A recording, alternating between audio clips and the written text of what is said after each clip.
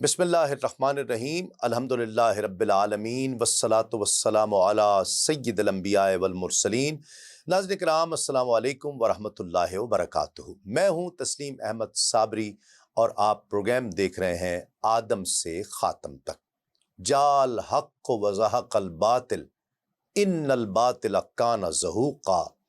حق آ گیا، باطل مٹ گیا، بے شک باطل تھا ہی مٹنے والا۔ فتح مکہ کا وہ مبارک وقت آخر آن پہنچا جس کی بشارت اللہ اور اس کے رسول نبی کریم صلی اللہ علیہ وآلہ وسلم پہلے دے چکے تھے۔ آج بھی اللہ نے سورہ بنی اسرائیل کی اس آیت میں گواہی دی کہ حق ہمیشہ رہے گا، جبکہ باطل کا نصیب یہ ہے کہ وہ ایک دن مٹ جائے گا۔ سو آج چشم فلک نے عجیب نظارہ دیکھا۔ مکے سے برسوں دور رہنے کے بعد آج اس ام القریٰ نے اپنے فرزند اور اللہ پاک کے آخری نبی کے لیے اپنی باہیں دوبارہ کھول دی۔ مکہ شہر میں یہ داخلہ مدینے میں ہجرت کرنے کے بعد پہلی بار داخلے سے قطعاً مختلف تھا۔ وہاں طلع البدر علینا کی خوشکن صدائیں بلند ہو رہی تھیں۔ اہل یثرب پیارے نبی صلی اللہ علیہ وآلہ وسلم کے دیدار کے لیے ثنیۃ الوداع کی چوٹی کے پاس امڈ آئے تھے۔ یہاں مکے میں ابھی صف ماتم بچھی ہوئی تھی۔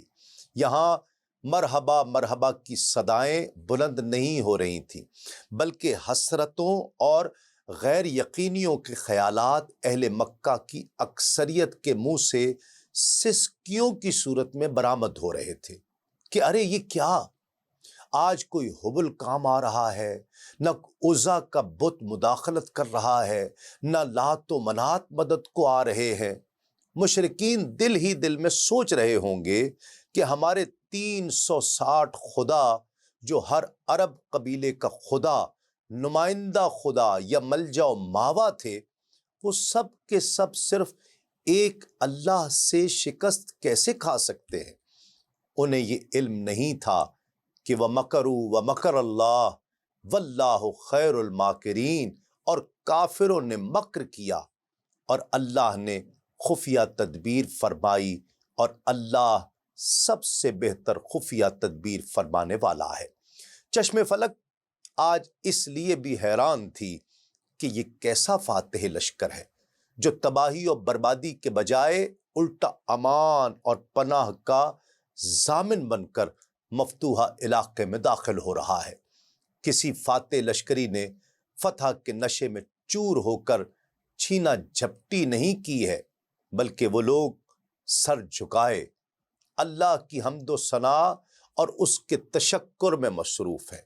ان پاک ہستیوں کا دل یقیناً اس احساس اور سپاس کے جذبے سے معمور ہوگا کہ ایک طرف متکبر دشمن کا سر اللہ نے جھکا دیا ہے، تو دوسری طرف زبانیں اس بات پر شکر کا اظہار کر رہی ہوں گی کہ اللہ نے اپنے گھر میں بلا روک و ٹوک داخل ہونے کا موقع فراہم کر دیا ہے۔ رحمت عالم صلی اللہ علیہ وآلہ وسلم نے ارشاد فرمایا کہ میں آج تمہیں وہی بات کہتا ہوں جو میرے بھائی یوسف علیہ السلام نے اپنے بھائیوں کے بارے میں کہی تھی کہ اعوذ باللہ من الشیطان الرجیم، قال لا تثریب علیکم اليوم یغفر اللہ لکم وہو ارحم الراحمین۔ فرمایا آج تم پر کوئی ملامت نہیں، اللہ تمہیں معاف کرے اور وہ سب مہربانوں سے بڑھ کر مہربان ہے۔ فتح مکہ کے وقت کے مناظر اتنے دل نشین ہیں، سحر انگیز ہیں کہ ان پر کئی باب باندھے جا سکتے ہیں۔ بہتر یہی ہے کہ باقاعدہ آغاز گفتگو کیا جائے۔ امام حلبی لکھتے ہیں کہ مکہ شہر میں فاتحانہ داخلے کے وقت حضور نبی کریم صلی اللہ علیہ وآلہ وسلم کے دائیں جانب حضرت ابو بکر صدیق اور بائیں جانب حضرت اسید بن حضیر رضی اللہ تعالی عنہما تھے۔ حضور نبی کریم صلی اللہ علیہ وآلہ وسلم نے اپنے پیچھے اپنے غلام زید بن حارثہ کے بیٹے اسامہ کو بٹھا رکھا تھا۔ ابن اسحاق فرماتے ہیں کہ صفوان، اکرمہ اور سہیل جو بعد میں مشرف و اسلام ہو گئے، انہوں نے ارد گرد کے قبائل کو مدد کے لیے پکارا اور سب نے مل کر قسم کھائی کہ وہ بزور شمشیر محمد صلی اللہ علیہ وآلہ وسلم کو مکے میں داخل ہونے کی اجازت نہیں دیں گے۔ بنو حزیل قبیلے کا ایک شخص جس کا نام جماش بن قیس تھا، جب اسے پتہ چلا کہ لشکر اسلام مکہ پر چڑھائی کرنے کے لیے بڑھ رہا ہے تو اس نے مقابلہ کرنے کے لیے اپنے ہتھیار درست کرنے شروع کر دیے۔ اس کی بیوی نے اس سے پوچھا کہ وہ کس سے جنگ کرنے کی تیاری کر رہا ہے، تو اس نے کہا محمد اور اس کے صحابہ سے صلی اللہ علیہ وآلہ وسلم۔ تو اس کی بیوی نے کہا بخدا آج کسی کی طاقت نہیں ہے کہ لشکر اسلام کا مقابلہ کر سکے۔ اس نے کہا تم غلط فہمی میں مبتلا ہو، ابھی دیکھنا کہ ہم ان کو شکست دیں گے اور ان کو جنگی قیدی بنا لیں گے۔ ان میں سے ایک قیدی تمہاری خدمت کے لیے میں تمہیں دوں گا کیونکہ تجھے اس کی ضرورت ہے۔ اس نے کہا بے وقوف نہ بنو، یہ خیال دل سے نکال دو، جب تم لشکر اسلام کو دیکھو گے تمہارے ہوش اڑ جائیں گے۔ وہ باز نہیں آیا، ہتھیار سجا کر خندمہ کے مقام پر قریش کے سرغنوں سے آ ملا۔ جب اللہ کی بے نیام تلوار حضرت خالد بن ولید رضی اللہ تعالی عنہ اس مقام پر پہنچے جو ان کے لیے سرور دو عالم صلی اللہ علیہ وآلہ وسلم نے مقرر فرما رکھا تھا، تو دیکھا کہ وہاں قریش کا جم غفیر ان کا راستہ روک کے کھڑا ہے اور انہیں اپنی تلواریں بے نیام کر لی ہیں، ان پر تیر برسانے شروع کر دیے ہیں اور انہیں گرج کر کہا کہ اے خالد تم زبردستی مکے میں داخل نہیں ہو سکتے۔ حضرت خالد بن ولید رضی اللہ تعالی عنہ کی قیادت میں لشکر نے ان دشمنان اسلام سے مقابلہ کیا اور 24 کو ہلاک کر دیا۔ حضرت خالد بن ولید رضی اللہ تعالیٰ عنہ کے پہلے حملے کی ہی وہ تاب نہ لا سکے اور دم دبا کر بھاگے اور پہاڑوں کی چوٹیوں پر چڑھ کر اپنی جان بچائی۔ یہ جماش جس کا ابھی ذکر کیا ہے وہ بھی ہانپتا کانپتا ہوا اپنے گھر کے دروازے پر پہنچا۔ رنگ اڑا ہوا تھا، سانسیں پھولی ہوئی تھیں، پسینہ بہہ رہا تھا اور تھر تھر کانپ رہا تھا۔ اس نے دروازہ کھٹکھٹایا، بیوی نے جلدی سے دروازہ کھولا اور اس نے بطور تمسخر پوچھا کہ وہ خادم کہاں ہے جس کا تم میرے ساتھ وعدہ کر کے گئے تھے؟ میں تو اس کے لیے انتظار کر رہی تھی۔ تو اس نے کہا ان باتوں کو رہنے دو، فوراً دروازہ بند کرو۔ کچھ دیر بعد اوسان بحال ہوئے تو جماش نے بیوی سے کہا اگر تم وہ منظر دیکھ لیتی جب خندمہ کے مقام پر ہمارے مسلمانوں سے مٹ بھیڑ ہوئی اور صفوان اور اکرمہ سر پر پاؤں رکھ کر بھاگے، اگر یہ منظر تم نے دیکھا ہوتا تو تم مجھے ملامت کرنے کے لیے ایک لفظ بھی زبان پر نہ لاتی۔ ناظرین کرام، دوسری جانب حضرت زبیر رضی اللہ تعالی عنہ حسب ارشاد اپنے مجاہدین کے ساتھ ہجون کی وادی میں پہنچے۔ آپ کے دو ساتھی کرز بن جابر اور حبیش راستہ بھول گئے تھے، وہ قتل ہوئے، باقی سب کے سب بخیر و عافیت اپنی منزل پر پہنچے۔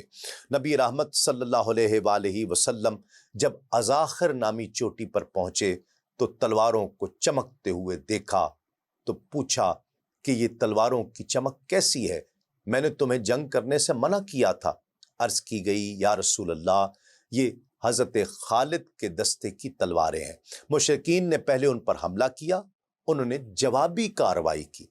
حضرت خالد کی مجال نہیں تھی کہ وہ حکم عدولی کرتے۔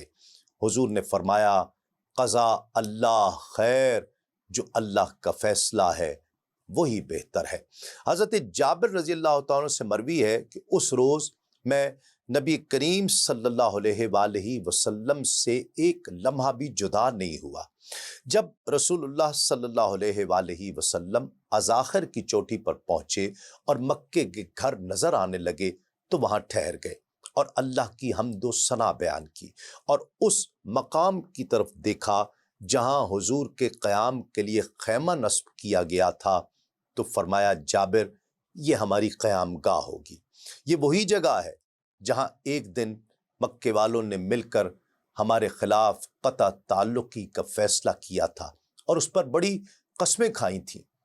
حضور صلی اللہ علیہ وآلہ وسلم اس مقام پر تشریف لائے جہاں آپ کے لیے چمڑے کا بنا ہوا خیمہ نصب کیا گیا تھا۔ حضور کے ساتھ امہات المومنین میں سے حضرت ام سلمہ، حضرت میمونہ رضی اللہ تعالی عنہا ساتھ تھیں۔ امام بخاری اور امام احمد نے حضرت ابو ہریرہ رضی اللہ تعالیٰ سے روایت کیا ہے کہ رحمت عالم صلی اللہ علیہ وآلہ وسلم نے فرمایا کہ جب اللہ تعالیٰ ہمارے لیے مکہ فتح فرمائے گا تو ہماری قیام گاہ خیف بنی کنانہ میں ہوگی۔ یہ وہ جگہ ہے جہاں قریش اور کنانہ نے قسمیں کھا کر یہ عہد کیا تھا کہ وہ بنو ہاشم اور بنو مطلب کے ساتھ ہر قسم کا قطع تعلق کر لیں گے، نہ ان کو رشتہ دیں گے، نہ رشتہ لیں گے، اور نہ ان سے کوئی چیز خریدیں گے، نہ کوئی چیز انہیں فروخت کریں گے۔ امام ابن ہشام لکھتے ہیں کہ حضرت ام ہانی حضرت علی المرتضیٰ رضی اللہ تعالیٰ عنہ کی ہمشیرہ تھیں۔ فرماتی ہیں کہ میرے سسرال کے 2 آدمی میرے پاس آئے اور مجھ سے پناہ مانگی۔ میں نے عربوں کی روایت کے مطابق پناہ دے دی۔ اسی اثنا میں علی المرتضیٰ رضی اللہ تعالیٰ تشریف لائے۔ انہوں نے جب یہ دیکھا تو کہا میں تو ان کو زندہ نہیں چھوڑوں گا۔ ام ہانی کہتی ہیں کہ میں دوڑ کر حضور کی بارگاہ عالیہ میں پہنچی۔ حضور نے دیکھا تو مرحبا فرمایا۔ پوچھا ام ہانی کیسے آئی؟ میں نے تمام ماجرا بیان کیا تو فرمایا ام ہانی جسے تو نے پناہ دی اس کو ہم نے پناہ دی۔ حضور نبی کریم صلی اللہ علیہ وآلہ وسلم پھر خود ام ہانی کے گھر تشریف لائے، غسل فرمایا، صلاۃ الضحیٰ نماز چاشت 8 رکعت ادا فرمائیں۔ اسلامی لشکر کو دیکھ کر کفار کے کچھ لوگ بھاگ کر پہاڑوں میں پناہ لے لگے۔ مسلمان ان کا تعاقب کر رہے تھے۔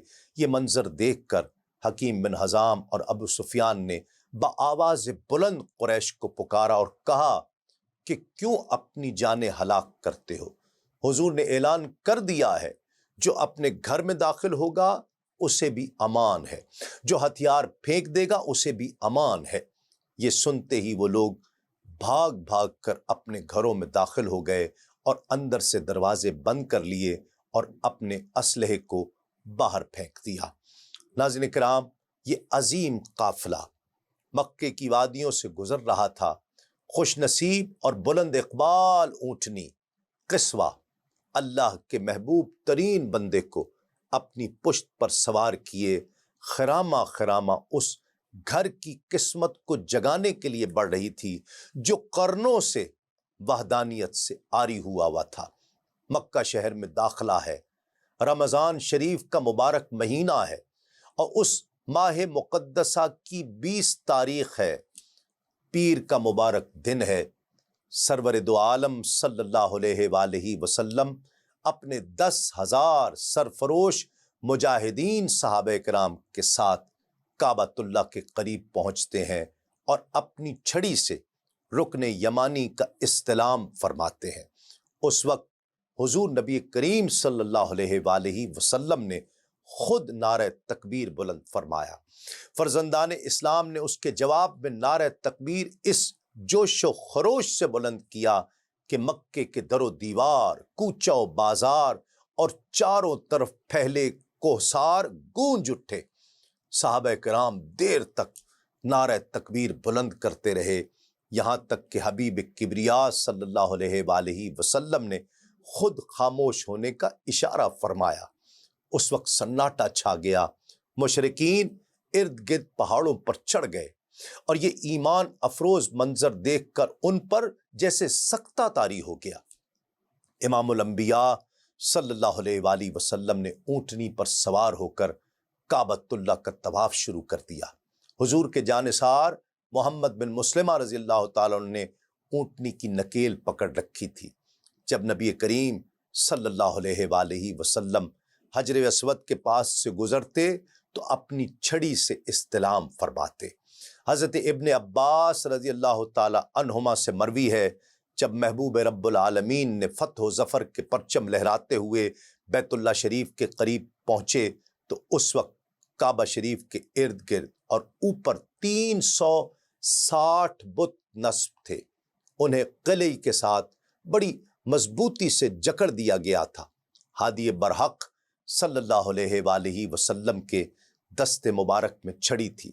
زبان حق ترجمان سے جال حق و وزحق الباطل ان الباطل کان زہوقا، حق آ گیا، باطل مٹ گیا، بے شک باطل تھا ہی مٹنے والا کی تلاوت فرما رہے تھے، اور چھڑی سے ان بتوں کی طرف اشارہ فرماتے۔ جس بت کی طرف اشارہ ہوتا وہ منہ کے بل زمین پر اوندا گر پڑتا۔ بیت اللہ شریف کے دروازے کے پاس ان کا ایک بہت بڑا بت جسے وہ حبل کہا کرتے تھے وہ نصب تھا۔ حضور نبی کریم صلی اللہ علیہ وآلہ وسلم جب طواف کرتے کرتے اس کے پاس پہنچے تو اپنی قوس سے اس کی آنکھوں کو کچوکا دیا اور زبان مبارک سے جا الحق وزہق الباطل ان الباطل کان زہوقا یہ آیت مبارکہ تلاوت فرمائی۔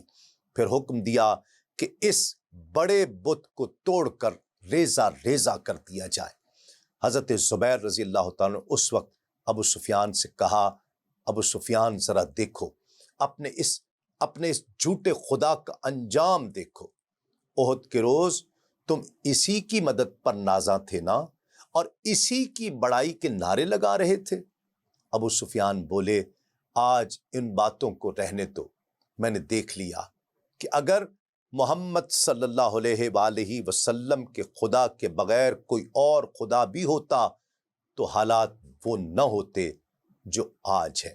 حضرت ابو سعید خدری رضی اللہ تعالیٰ عنہ سے مروی ہے کہ اس روز سرور دو عالم صلی اللہ علیہ وآلہ وسلم نے فرمایا، یہ ہے وہ فتح مبین جس کا وعدہ میرے رب نے مجھ سے کیا تھا۔ پھر حضور نبی کریم صلی اللہ علیہ وآلہ وسلم نے سورۃ النصر کی تلاوت فرمائی۔ اعوذ باللہ من الشیطان الرجیم، اذا جاء نصر اللہ والفتح ورأیت الناس يدخلون فی دین اللہ افواجا فسبح بحمد ربک واستغفر انہ کان توابا۔ جب اللہ کی مدد اور فتح آئے اور لوگوں کو تم دیکھو کہ اللہ کے دین میں فوج در فوج داخل ہوتے ہیں تو اپنے رب کی ثنا کرتے ہیں، اس کی پاکی بولو اور اس سے بخشش چاہو، بے شک وہ بہت توبہ قبول کرنے والا ہے۔ ناظرین کرام، یہاں ایک مختصر سا وقفہ، وقفے کے بعد یہ مقدس تذکرہ جاری رہے گا۔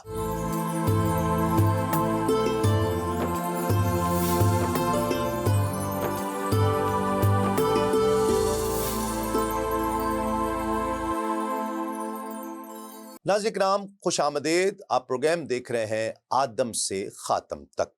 جب حضور نبی کریم صلی اللہ علیہ وآلہ وسلم نے بیت اللہ شریف کا طواف فرما لیا تو حضور نبی کریم صلی اللہ علیہ وآلہ وسلم اپنی اونٹنی سے نیچے اترے۔ لوگوں کا اتنا ہجوم تھا کہ صحن حرم میں تل دھرنے کی جگہ نہ تھی۔ لوگوں نے اونٹنی سے اترتے وقت ہاتھوں کی ہتھیلیاں پھیلا دیں اور رسول اللہ صلی اللہ علیہ وآلہ وسلم اپنے غلاموں کی ان ہتھیلیوں پر قدم مبارک رکھ کر نیچے تشریف فرما ہوئے۔ پہلے مقام ابراہیم پر تشریف لے گئے اور طواف کی 2 رکعات ادا فرمائیں، پھر چاہے زمزم پر تشریف لے گئے۔ حضرت عباس رضی اللہ تعالی عنہ نے ڈول نکالا۔ حضور نبی کریم صلی اللہ علیہ وآلہ وسلم نے آب زمزم نوش فرمایا اور وضو بھی فرمایا۔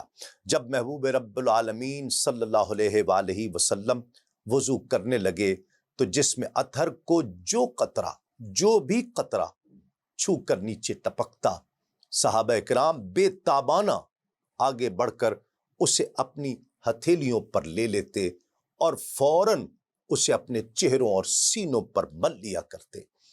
کفار نے جب یہ روح پرور منظر دیکھا تو ادب و محبت کا یہ انداز دیکھ کر بول اٹھے کہ کوئی سلطان زمان اس مقام پر نہیں پہنچ سکا، ایسا نظارہ نہ کبھی دیکھا نہ سنا۔ سرور دو عالم صلی اللہ علیہ وآلہ وسلم اس کے بعد مسجد حرام میں تشریف فرما ہوئے۔ حضرت صدیق اکبر تلوار بے نیام کیے اپنے آقا کے سر کے قریب کھڑے ہو گئے۔ پھر کعبہ کے کلید بردار عثمان بن طلحہ کو طلب کیا گیا۔ وہ حاضر ہوئے تو انہیں کعبہ مشرفہ کا دروازہ کھولنے کا فرمان جاری ہوا۔ انہوں نے فوراً تعمیل ارشاد کی، دروازہ کھلا تو حضور نبی کریم صلی اللہ علیہ وآلہ وسلم اپنے پروردگار اور معبود برحق کے مقدس گھر میں تشریف لے گئے۔ رحمت عالم صلی اللہ علیہ وآلہ وسلم نے جب قدم مبارک اندر رکھا تو دیکھا کہ حضرات ابراہیم، اسماعیل اور اسحاق علیہ السلام کی تماثیل رکھی ہیں، اور حضرت ابراہیم کے ہاتھ میں جو ایک کی تیر ہے۔ سرور کائنات نے فرمایا خدا انہیں غارت کرے، یہ جانتے ہیں کہ حضرت ابراہیم یہ مذموم کام نہیں کیا کرتے تھے۔ اس وقت حضور نبی کریم صلی اللہ علیہ وآلہ وسلم کے ساتھ حضرت بلال، حضرت اسامہ بن زید اور عثمان بن طلحہ رضی اللہ تعالی عنہم تھے۔ بیت اللہ شریف میں 6 ستون تھے۔ دائیں طرف جو 3 ستون تھے ان کے درمیان کھڑے ہو کر اپنے معبود برحق کی بارگاہ عظمت میں سجدہ شکر ادا کرنے کے لیے نماز کی نیت فرمائی۔ اس کے بعد حضور نبی کریم صلی اللہ علیہ وآلہ وسلم دروازے کے پاس تشریف لائے اور ان پاکیزہ اور نورانی کلمات سے اپنے رب قدیر کی شان کبریائی کا اظہار فرمایا کہ اللہ کے علاوہ کوئی خدا نہیں، وہ یکتا ہے، اس کا کوئی شریک نہیں۔ اللہ نے اپنا وعدہ سچا فرما دیا، اپنے بندے کی مدد فرمائی، تنہا دشمن کے لشکروں کو شکست دی۔ ناظرین کرام، اس کے بعد دین و ایمان کے دشمنوں اور نخوت و رعونت کے پیکروں سے ایک سوال پوچھا جس نے ان پر لرزہ طاری کر دیا۔ آقا نے فرمایا کہ اے قریش والو، تمہارا کیا خیال ہے، میں تم سے کیسا سلوک کرنے والا ہوں؟ انہوں نے مایوسی اور امید کے ملے جلے احساس کے ساتھ عرض کی، ہم آپ سے خیر کی امید رکھتے ہیں، آپ کریم نبی ہیں، کریم النفس بھائی ہیں اور ہمارے کریم اور شفیق بھائی کے فرزند ہیں، اور اللہ نے آج آپ کو قدرت و اختیار بھی عطا فرمایا ہے۔ رحمت عالم صلی اللہ علیہ وآلہ وسلم نے ارشاد فرمایا کہ میں آج تمہیں وہی بات کہتا ہوں جو میرے بھائی یوسف علیہ السلام نے اپنے بھائیوں کے بارے میں کہی تھی۔ اعوذ باللہ من الشیطان الرجیم، قال لا تثریب علیکم اليوم یغفر اللہ لکم وہو ارحم الراحمین۔ فرمایا آج تم پر کوئی ملامت نہیں، اللہ تمہیں معاف کرے اور وہ سب مہربانوں سے بڑھ کر مہربان ہے۔ پھر ارشاد پاک فرمایا اذهبوا انتم الطلقاء، جاؤ چلے جاؤ، میری طرف سے تم آزاد ہو۔ محترم شوقی خلیل شام کے نامور فضلاء میں سے ہیں۔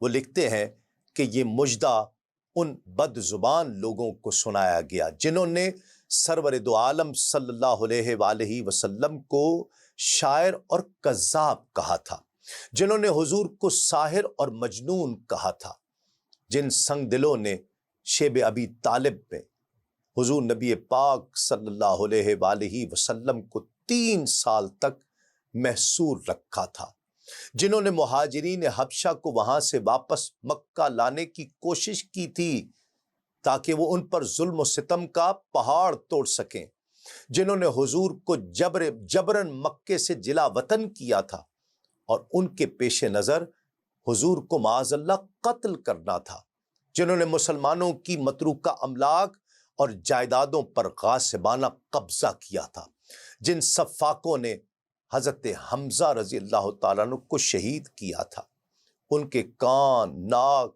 کاٹے، ان کے سینے کو چاک کر کے آپ کے جسم مبارک کو بدنما بنانے کی ناپاک کوشش کی تھی، وہ جنہوں نے مدینے کی ایک چھوٹی سی بستی پر 10,000 کے لشکر جرار سے حملہ کیا تھا تاکہ وہ صفحہ ہستی سے مسلمانوں کا نام و نشان تک مٹا دیں۔ یہ خوشخبری ان لوگوں کو سنائی گئی تھی کہ حضور جب عمرہ کرنے کے لیے تشریف لائے، انہوں نے حضور کو مکے میں داخل ہونے سے روک دیا تھا اور پھر اپنی منمانی شرائط پر صلح کا معاہدہ طے کیا تھا۔ وہ جنہوں نے بنو بکر قبیلے کو حضور کے حلیف قبیلے بنو خزاعہ پر حملہ کرنے کے لیے بھڑکایا تھا اور حدود حرم میں ان کا قتل عام جاری رکھا تھا۔ حضور نے ایسے ناہنجار لوگوں کو اس وقت یہ خوشخبری سنائی تھی جب حضور نبی کریم صلی اللہ علیہ وآلہ وسلم مکمل فتح حاصل کر چکے تھے اور مکے کی فضاؤں میں اسلام کا پرچم لہرا رہا تھا۔ پھر غزوہ حوازن میں بے اندازہ اموال غنیمت حاصل ہوئے تھے، وہ سب مکے کے ان 9 مسلموں میں تقسیم فرما دیے تاکہ ان کے دلوں میں بھی اسلام اور پیغمبر اسلام کے بارے میں حسد و عناد کے جذبات کا خاتمہ کیا جائے اور ان کی روحیں اور ان کے دل اسلام اور پیغمبر اسلام کی محبت سے سرشار ہو جائیں۔ ناظرین کرام، عفو و درگزر، جود و کرم کا جو بے مثال مظاہرہ، بے مثال رحمت عالم صلی اللہ علیہ وآلہ وسلم نے فتح مکہ کے وقت فرمایا، انسانی تاریخ میں، پوری انسانی تاریخ میں اس کی کوئی مثال نہیں ملتی۔ اس کی بلندی، اس کی پاکیزگی اور اس کی عظمت عدیم المثل ہے، اور کسی بادشاہ نے، کسی سیاسی رہنما نے، کسی فوجی جرنیل نے اس قسم کے کریمانہ اخلاق کا کبھی مظاہرہ نہیں کیا۔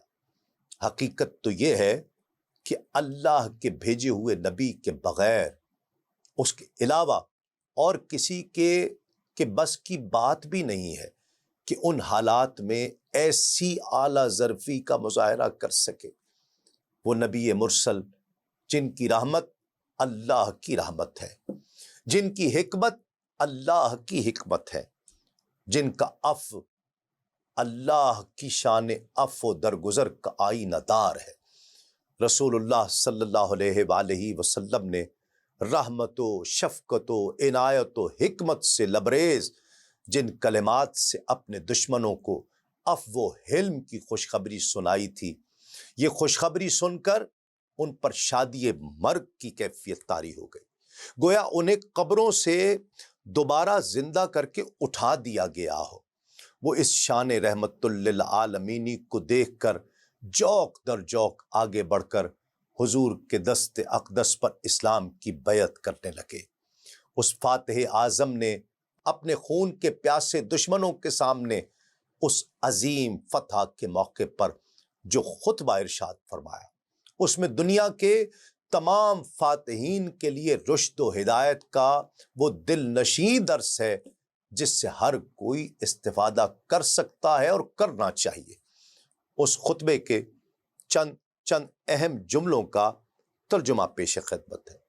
پوری توجہ سے ناظرین کرام ایک ایک جملہ کانوں سے سن کر دل میں اتاریے اور اپنے قلوب و اذہان کو فاتح اعظم پر صلاۃ و سلام کے پھول اور گجرے نچھاور کرتے جائیے۔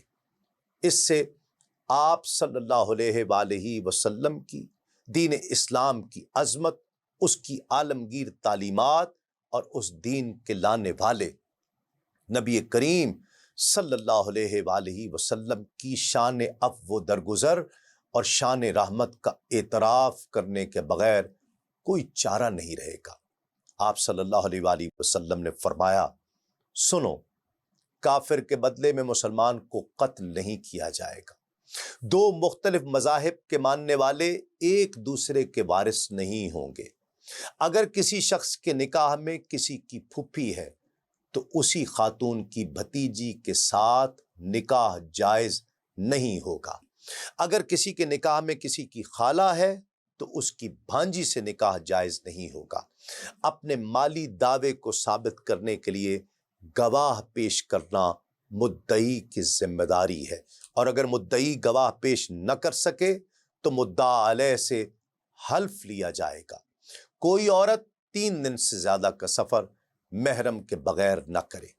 عصر اور صبح کی نماز کے بعد کوئی نفلی نماز نہیں پڑھی جائے گی۔ عید الاضحیٰ کے دن اور عید الفطر کے دن روزہ نہیں رکھا جائے گا۔ پھر قریش کو خصوصیت سے خطاب فرماتے ہوئے ارشاد فرمایا کہ اے قریش والو، اللہ نے تم سے زمانہ جاہلیت کی رعونت اور اپنے آبا کے ساتھ تفاخر کو دور فرما دیا ہے۔ تمام لوگ آدم کی اولاد ہیں اور آدم کو مٹی سے بنایا گیا ہے۔ پھر یہ آیت مبارکہ تلاوت فرمائی، اے لوگو، ہم نے تمہیں ایک مرد اور ایک عورت سے پیدا کیا اور تمہاری قومیں اور قبیلے بنائے تاکہ تم آپس میں پہچان رکھو۔ بے شک اللہ کے یہاں تم میں زیادہ عزت والا وہ ہے جو تم میں زیادہ پرہیزگار ہے۔ بے شک اللہ جاننے والا خبردار ہے۔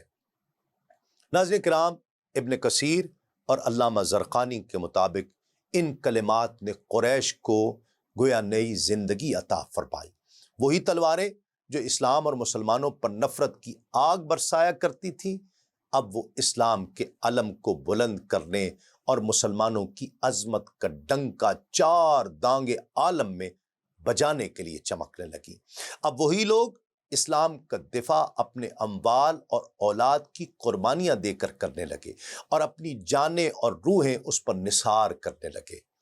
اس محسن انسانیت صلی اللہ علیہ وآلہ وسلم نے ان کی عربی قومیت کو نور اسلام سے درخشاں کر ڈالا، پھر جس کا نتیجہ یہ نکلا کہ ریگزار عرب کے بدو، ناقابل تسخیر قوت، بے مثال عزت اور بے داغ بزرگی کے امین بن گئے۔ پہ ہم فتوحات ان کا مقدر بن گئیں۔ امام الانبیاء صلی اللہ علیہ وآلہ وسلم کی تعلیمات نے انسانیت کو نئی آب و تاب عطا فرمائی۔ وہ گروہی اور قبائلی عصبیتوں کے چنگل سے رہائی پا کر عالمگیر حیثیت کے مالک بن گئے۔ نبی رحمت صلی اللہ علیہ وآلہ وسلم نے ان کی عربی قومیت کو باقی رکھا، لیکن اسے ایک نیا مفہوم عطا فرما دیا، نیا رنگ عطا فرما دیا، اور یہ عربیت محمد الرسول اللہ صلی اللہ علیہ وآلہ وسلم کی عربیت تھی۔ ابو جہل اور ابو لہب کی عربیت نہیں تھی، وہ عربیت صدیق عمر، عثمان و علی کی عربیت تھی۔ مقیس اور عبداللہ بن قتل کی عربیت نہیں تھی، وہ ایسی قومی عربیت تھی جو صرف ایمان صادق، ہر میدان میں پیش قدمی، ہر حالت میں ہر ایک سے عدل و انصاف، ہر جگہ علم و معرفت کی شمع روشن کرنا اور ہر میدان میں فتح و کامیابی کے پرچم لہرانا جانتی تھی۔ ناظرین کرام، اس موقع پر ذرا تصویر کا دوسرا رخ دیکھیے۔ اگر خدا نخواستہ ہجرت سے پہلے ابو لہب کے جو ارادے تھے، اگر وہ معاذ اللہ پورے ہو جاتے تو انسانیت عالمی تہذیب و تمدن سے کبھی بہرہ مند نہ ہو پاتی۔ اگر معرکہ بدر میں ابو جہل اپنے مقصد میں کامیاب ہو جاتا معاذ اللہ، تو پھر یرموک اور قادسیہ کے معرکے ظہور پذیر نہ ہوتے، جن میں عرب کے بادیہ نشینوں نے دو عالمی طاقتوں ایران اور روم کو فیصلہ کن شکست دی تھی۔ غزوہ خندق میں اگر ابو سفیان کا منصوبہ پایا تکمیل تک پہنچ جاتا معاذ اللہ، تو بر اعظم افریقہ اور بر اعظم یورپ میں عظیم الشان اسلامی مملکتیں معرض وجود میں نہ آتی، اور اب یہ عالم تھا کہ اسلام کے لشکر جرار سے ٹکر لینے کی اہل مکہ میں تاب تک نہ تھی۔ وہ اپنی تمام ہٹ دھرمیوں کے باوجود فرزندان توحید کے سامنے سفارہ نہیں ہو سکے۔ انہوں نے جنگ کیے بغیر نبی کریم صلی اللہ علیہ وآلہ وسلم کے لیے مکے کے دروازے تو کھول دیے، لیکن ان میں ایک کثیر تعداد ایسے لوگوں کی اب بھی موجود تھی جو کسی قیمت پر اسلام قبول کرنے کے لیے تیار نہیں تھی۔ دل کی دنیا کو مسخر کرنے کے لیے فولاد کی شمشیریں ہمیشہ کند ثابت ہوئی ہیں۔ اس اقلیم میں اپنی فتح کا پرچم لہرانے میں حسن خلق کی تلوار ہی کامیاب ہوا کرتی ہے۔ اللہ نے اپنے محبوب کریم صلی اللہ علیہ وآلہ وسلم کو ظاہری اور باطنی جملہ محاسن سے بڑی فیاضی سے آراستہ فرما کر گم کردہ راہ انسانوں کو صراط مستقیم پر گامزن کرنے کے لیے مبعوث فرمایا تھا۔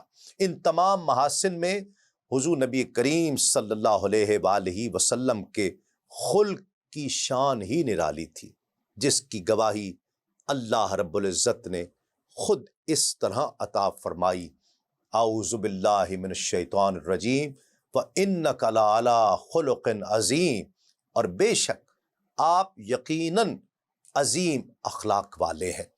اس خلق عظیم کی برکت سے ہی اہل مکہ بلا جبر و اکراہ جوق در جوق اسلام قبول کرنے کے لیے بے چین ہو گئے تھے۔ ناظرین کرام، یہ مقدس ذکر جاری رہے گا ایک مختصر سے وقفے کے بعد۔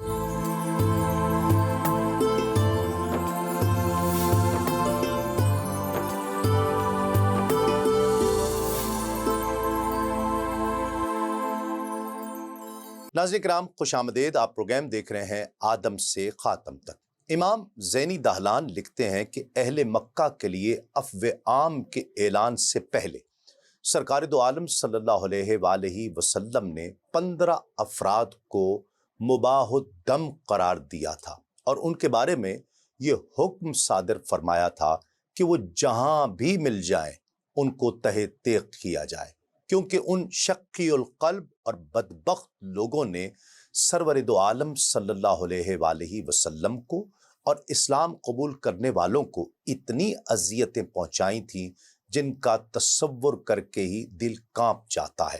تاہم جب اعلان پر عمل درآمد کا وقت آیا تو ان دشمنوں میں سے بھی کچھ لوگوں کے ساتھ رحمت دو عالم صلی اللہ علیہ وآلہ وسلم نے جس حسن سلوک کا برتاؤ کیا، اسے پڑھ کر انسان دنگ رہ جاتا ہے۔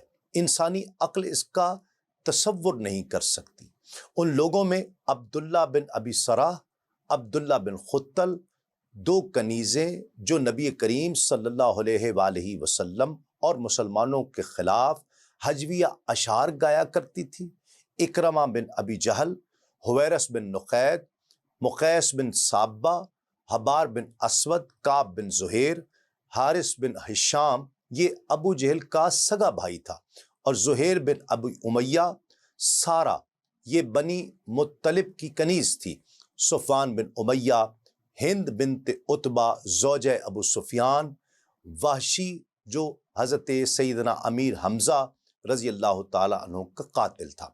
ان سب کو اعلان کے مطابق موت کے گھاٹ نہیں اتارا گیا، بلکہ ان میں سے اکثر نے معافی مانگ لی اور ان کے بارے میں معافی کا اعلان کر دیا گیا۔ ناظرین کرام، ان تمام کے کارناموں کی تفصیل سے ذکر کرتے ہیں جس طرح کتابوں میں ملتا ہے۔ سب سے پہلے اکرمہ بن ابی جہل کا امام زینی دہلان لکھتے ہیں کہ اس کو قتل کرنے کا بھی سرور دو عالم صلی اللہ علیہ وآلہ وسلم نے اذن عام عطا فرما دیا تھا۔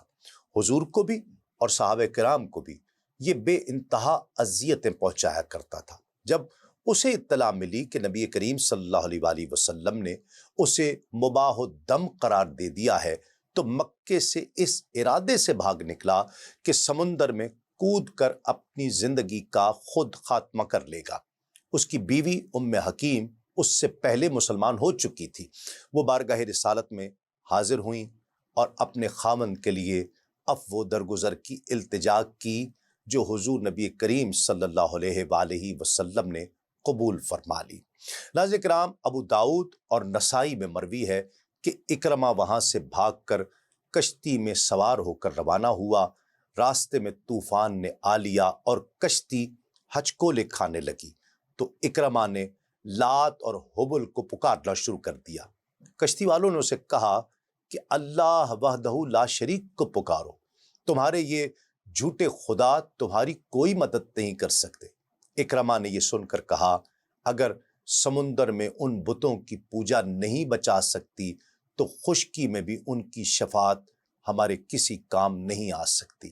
اگر سمندر کی موجوں میں اللہ کے لیے اخلاص نجات کا باعث بنتا ہے تو میں کیوں نہ خشکی میں اسے اخلاص سے پکار لوں۔ پھر اس نے کہا، اے اللہ، میں تجھ سے پختہ وعدہ کرتا ہوں کہ اگر تو مجھے اس مصیبت سے بچا لے گا، یعنی طوفان سے بچا لے گا، تو تیرے رسول محمد مصطفیٰ صلی اللہ علیہ وآلہ وسلم کی خدمت میں حاضر ہوں گا اور اپنا ہاتھ ان کے ہاتھ میں دے دوں گا۔ مجھے یقین ہے کہ انہیں میں معاف کرنے والا، بخشنے والا کریم پاؤں گا۔ تو اللہ رب العزت نے اسے نجات عطا فرمائی اور وہ بارگاہ رسالت مآب صلی اللہ علیہ وآلہ وسلم میں حاضر ہو کر مشرف با اسلام ہوا۔ بیہقی میں مروی ہے کہ اکرمہ بن ابی جہل کی بیوی بارگاہ رسالت میں حاضر ہوئی اور عرض کی کہ یا رسول اللہ، اکرمہ آپ سے ڈر کر یمن بھاگ گیا ہے، مہربانی فرمائیے اسے امان دے دیجئے۔ آپ صلی اللہ علیہ وآلہ وسلم نے فرمایا میں اسے امان دیتا ہوں۔ اس کی بیوی اس کی تلاش میں نکلی، جب ساحل سمندر پہنچی تو اس نے دیکھا کہ وہ کشتی میں سوار ہے اور کشتی کا ملاح اسے کہہ رہا ہے اخلص اخلص، خلوص کا اظہار کر۔ اس نے پوچھا کہ میں کیا کہوں؟ تو اس نے کہا کہو لا الہ الا اللہ۔ اللہ نے اس کے دل کے قفل کھول دیے اور اس نے اسلام قبول کر لیا۔ اسی اثناء میں اس کی بیوی ام حکیم پہنچ گئی اور اسے کہا کہ اے میرے چچا کے بیٹے، میں تمہارے پاس ایک ایسے شخص کی بارگاہ سے آئی ہوں جو تمام لوگوں سے زیادہ نیکوکار ہے اور سراپا خیر ہی خیر ہے، تو اپنے آپ کو ہلاکت میں مت ڈال، میں اللہ کے رسول سے تمہارے لیے امان لے کر آئی ہوں۔ وہ اپنی زوجہ کے ساتھ واپس آیا۔ ابھی وہ حضور کی خدمت میں پہنچا نہیں تھا کہ سرکار دو عالم صلی اللہ علیہ وآلہ وسلم نے اپنے صحابہ کرام کو فرمایا کہ اکرمہ تمہارے پاس آنے والا ہے، تم اس کے باپ کو اس کے سامنے برا نہ کہنا، کیونکہ مرے ہوئے کو اگر برا کہا جائے تو اس کے زندہ رشتہ داروں کو اذیت پہنچتی ہے۔ اللہ اکبر۔ امام زہری اور ابن عقبہ روایت کرتے ہیں کہ رحمت عالم صلی اللہ علیہ وآلہ وسلم نے اپنی قوم کے فرعون ابو جہل کے بیٹے اکرمہ کو جب دیکھا تو فرط مسرت سے اٹھ کر کھڑے ہوئے اور اپنی چادر اتار کر اس پر ڈال دی اور فرمایا کہ میں اس شخص کو خوش آمدید کہتا ہوں جو ایمان لایا اور ہجرت کر کے میرے پاس آیا۔ اکرمہ بن عمرو حشام حضور نبی کریم صلی اللہ علیہ وآلہ وسلم کی خدمت میں اپنی بیوی کی مائیت میں دست بستہ کھڑا ہو گیا۔ اس کی بیوی نے نقاب اوڑھ رکھا تھا۔ اس نے پوچھا کہ میری بیوی نے مجھے اطلاع دی ہے کہ حضور نے مجھے امان دے دی ہے۔ حضور نے فرمایا اس نے سچ کہا ہے، تجھے امان ہے۔ اس نے پوچھا آپ کس چیز کی دعوت دیتے ہیں؟ حضور نبی کریم صلی اللہ علیہ وآلہ وسلم نے فرمایا کہ میں اس امر کی دعوت دیتا ہوں کہ تم گواہی دو ان لا الہ الا اللہ و انی رسول اللہ، نماز قائم کرو، زکوٰۃ ادا کرو، وغیرہ وغیرہ۔ وہ کہنے لگا آپ کی دعوت سراپا خیر ہے، اس سے زیادہ خوبصورت کیا بات ہو سکتی ہے؟ پھر اس نے کہا یا رسول اللہ، آپ اعلان نبوت سے پہلے بھی اپنی قوم میں سب سے زیادہ سچ بولنے والے اور احسان کرنے والے تھے۔ میں گواہی دیتا ہوں کہ اللہ کے بغیر کوئی خدا نہیں، اور میں گواہی دیتا ہوں کہ آپ اللہ کے رسول ہیں۔ پھر اس نے پوچھا کہ اے محمد صلی اللہ علیہ وآلہ وسلم، اس کے علاوہ اور کیا؟ فرمایا تم یہ کہو کہ تم اس بات پر اسلام لائے ہو کہ اسلام کے مجاہد ہو اور اللہ کی راہ میں ہجرت کرنے والے ہو۔ ان امور پر اللہ کو گواہ بناؤ اور تمام لوگ جو یہاں حاضر ہیں ان کو گواہ بناؤ۔ اکرمہ نے اسی طرح کہا۔ اکرمہ نے کہا اشہد ان لا الہ الا اللہ وحدہ لا شریک لہ وانک عبدہ ورسولہ۔ یہ کہہ کر فرط حیا سے اس نے اپنا سر جھکا لیا۔ کریم و رؤوف نبی کریم صلی اللہ علیہ وآلہ وسلم نے اسے فرمایا اکرمہ، جو تم مجھ سے مانگو گے وہ میں تمہیں عطا کروں گا۔ اس نے کہا میرے آقا، جو عداوتیں میں نے آپ سے کی ہیں میری ہر عداوت کو معاف فرما دیجیے۔ سرکار دو عالم صلی اللہ علیہ وآلہ وسلم نے اپنے رب کی بارگاہ میں دعا کی، اے اللہ، اکرمہ نے جو میرے ساتھ دشمنیاں کی ہیں ان سب کو اس کے لیے معاف فرما دے، اور زبان سے جو اس نے اذیت پہنچائی ہے تو اسے بھی بخش دے۔ ناظرین کرام، سرکار دو عالم صلی اللہ علیہ وآلہ وسلم نے اکرمہ کی بیوی حکیم کے ساتھ اس کا نکاح برقرار رکھا۔ اسلام لانے کے بعد اکرمہ نے اپنی تمام زندگی اللہ کے نام کو بلند کرنے کے لیے جہاد کرتے گزاری۔ حضرت صدیق اکبر جب مرتدین اور نبوت کے جھوٹے مدعیوں کی جنگ سے فارغ ہوئے تو انہوں نے رومی لشکروں پر حملہ کرنے کا حکم دیا اور حضرت ابو عبیدہ رضی اللہ تعالی عنہ کو لشکر اسلام کا سپہ سالار بنایا۔ کچھ عرصے بعد حضرت صدیق اکبر رضی اللہ تعالی عنہ ان کے بجائے لشکر اسلام کی قیادت کا فریضہ حضرت خالد بن ولید رضی اللہ تعالی عنہ کو عطا فرمایا۔ رومیوں سے نبرد آزما ہونے کے لیے جو صحابہ کرام حضرت خالد بن ولید رضی اللہ تعالی عنہ کی قیادت میں نکلے تھے، ان میں اکرمہ، حارث بن ہشام، سہیل بن عمرو رضی اللہ تعالی عنہم اجمعین بھی تھے۔ انہوں نے اپنے آپ کو جہاد کے لیے وقف کر دیا اور وعدہ کر لیا کہ وہ میدان جہاد سے لوٹ کر واپس نہیں جائیں گے۔ شام میں ناظرین کرام جتنی فتوحات ہوئیں ان میں یہ حضرات شریک تھے۔ جب فاروق اعظم مسند خلافت پر تشریف فرما ہوئے تو آپ نے پھر عساکر اسلامیہ کی کمان حضرت ابو عبیدہ رضی اللہ تعالیٰ عنہ کو سونپی اور حضرت خالد بن ولید رضی اللہ تعالیٰ عنہ کو بھی ابو عبیدہ کی فوج کا ایک اعلیٰ افسر مقرر فرمایا۔ ان مجاہدین نے بالبک اور دیگر بہت سے بڑے بڑے شہروں کو فتح کیا، پھر حمص پر اسلام کی فتح کا علم لہرانے کے لیے اس کی طرف متوجہ ہوئے۔ حمص کے دفاع کے لیے رومی کثیر التعداد فوج میدان میں لے کر آئے اور مسلمانوں سے شدید جنگ کی۔ اس روز اکرمہ رضی اللہ تعالی عنہ نے جس جرت، شجاعت اور جاں فروشی کا مظاہرہ کیا اس کی مثال اور نظیر نہیں ملتی۔ اسی اثناء میں رومیوں کا ایک بہت بڑا بطریق جس کا نام ہربیس تھا اور جس کے ہاتھ میں بہت بڑا نیزہ تھا، وہ اس نے حضرت اکرمہ کے دل میں گھونپ دیا۔ حضرت خالد بن ولید نے جب اسلام کے بہادر سپاہی اور اپنے چچا زاد بھائی اکرمہ کو خاک و خون میں یوں لپٹتا دیکھا تو تڑپ اٹھے۔ سعید بن زید رضی اللہ تعالی عنہما جو عشرہ مبشرہ میں سے تھے، انہوں نے بجلی کی صورت سے حضرت اکرمہ کے قاتل بطریق پر حملہ کیا اور اسے موت کے گھاٹ اتار دیا۔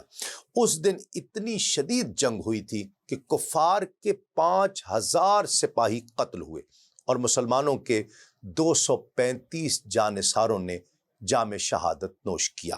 امام غزالی احیاء العلوم میں لکھتے ہیں کہ اسلام قبول کرنے کے بعد اکرمہ جب قرآن مجید کی تلاوت کے لیے مصحف کھول کر سامنے رکھا کرتے تھے، ان پر غشی کی کیفیت طاری ہو جاتی تھی اور بے خودی کے عالم میں بار بار یہ جملہ دہراتے کہ یہ میرے رب کا کلام ہے، یہ میرے پروردگار کا کلام ہے۔ ان کی بیوہ حکیم کا عدت گزرنے کے بعد حضرت خالد بن سعید رضی اللہ تعالی عنہ سے عقد نکاح ہوا۔ چند دن بعد وہ بھی رومیوں کے ساتھ جنگ کرتے ہوئے شرف شہادت سے مشرف ہوئے۔ حکیم نے جب اپنے خاوند کو خون میں تڑپتے ہوئے دیکھا تو خیمے کی چوب نکال لی اور اس سے دشمن پر حملہ کر دیا۔ اس بہادر خاتون نے 7 رومیوں کو واصل بجہنم کر دیا۔ ایک روز اکرمہ نے بارگاہ رسالت مآب صلی اللہ علیہ وآلہ وسلم میں آ کر شکوہ کیا کہ مسلمان مجھے اب بھی اکرمہ بن ابی جہل کہہ کر بلاتے ہیں، تو سرکار دو عالم صلی اللہ علیہ وآلہ وسلم نے مسلمانوں کو اس سے منع فرمایا اور حکم دیا جو لوگ مر گئے ہیں ان پر طعن و تشنیع کر کے ان کے زندہ رشتہ داروں کو اذیت نہ پہنچاؤ۔ پھر فرمایا جو لوگ فوت ہو چکے ہیں ان کی خوبیاں بیان کیا کرو اور ان کی برائیوں سے اپنی زبان بند رکھا کرو۔ ایک مرتبہ اسلام قبول کرنے سے پہلے اکرمہ نے ایک مسلمان مجاہد کو دعوت مبارزت دی تھی اور اسے قتل کر دیا تھا۔ یہ منظر دیکھ کر سرور دو عالم صلی اللہ علیہ وآلہ وسلم مسکرا دیے تھے۔ اس مقتول انصاری کے رشتہ داروں نے عرض کی، یا رسول اللہ، ہمارا بھائی قتل کر دیا گیا، حضور اس پر کیوں مسکرا رہے ہیں؟ ارشاد فرمایا، میں اس لیے ہنس رہا ہوں کہ آج یہ دونوں آپس میں جنگ آزما ہیں، لیکن جنت میں دونوں ایک ہی مقام پر فائز ہوں گے۔ یعنی آج انصاری کو شہادت کا تاج پہنایا گیا، کل قاتل اکرمہ کو بھی قبائے شہادت سے سرفراز فرمایا جائے گا۔ تو اس طرح اس روز جو حضور نبی کریم صلی اللہ علیہ وآلہ وسلم نے ارشاد فرمایا تھا، عہد فاروق اعظم میں لشکر روم سے لڑتے ہوئے وہ پیشن گوئی پوری ہوئی۔ انا للہ و انا الیہ راجعون۔ ناظرین کرام، آج کے پروگرام آدم سے خاتم تک کا وقت اپنے اختتام کو پہنچتا ہے۔ اگلے پروگرام میں انشاءاللہ فتح مکہ سے منسلک دیگر واقعات کی مزید تفصیل کے ساتھ دوبارہ حاضر خدمت ہوں گے۔ علامہ اقبال کے فارسی اشعار کا ترجمہ ہے کہ جس نے دشمنوں پر رحمت کا دروازہ کھولا، مکہ کو کوئی غم نہیں کا پرسکون پیغام سنایا، یعنی عام معافی کا اعلان فرمایا۔ میدان جنگ میں آپ کی تلوار لوہے کو پگھلاتی ہے، لیکن آپ صلی اللہ علیہ وآلہ وسلم کی آنکھیں نماز میں آنسو بہا رہی ہیں۔ دیکھتے رہیے آدم سے خاتم تک، صرف سنو نیوز پر۔ تسلیم احمد صابری کو اجازت دیجیے۔ السلام علیکم۔ تسلیمات۔